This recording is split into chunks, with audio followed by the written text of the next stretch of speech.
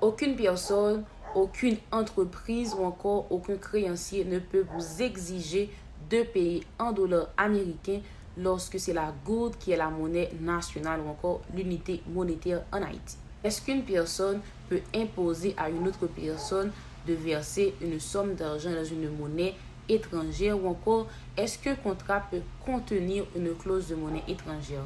Pour répondre à cette question, il nous faut vraiment avant tout parler de ce que c'est qu'une clause de monnaie étrangère. La clause de monnaie étrangère fait partie des paiements monétaires. Qui dit paiement monétaire dit versement d'une somme d'argent. Et dans certains cas, les obligations des parties au contrat peuvent être soumises aux aléas de la fluctuation monétaire, par exemple, fluctuation du taux de change.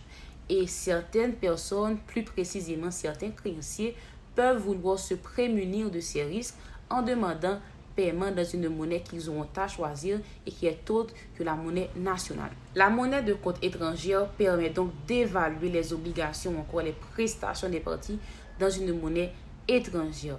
Pour revenir à notre question, il faut savoir que la clause de monnaie étrangère est seulement permise dans des contrats qui requièrent un échange transnational de biens et de services.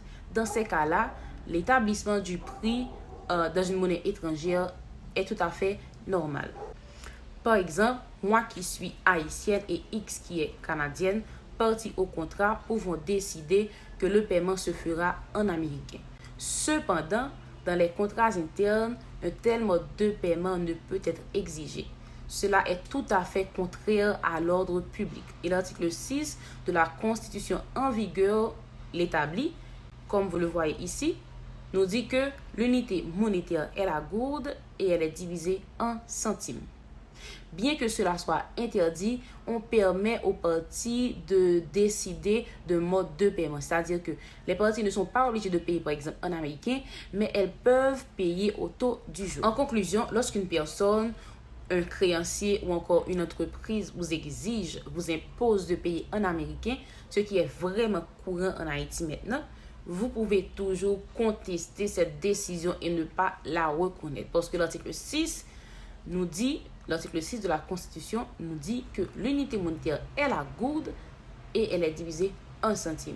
Maintenant que vous savez que vous n'êtes pas obligé, par exemple, de payer en américain ou encore en dollars canadiens, exercez vos droits.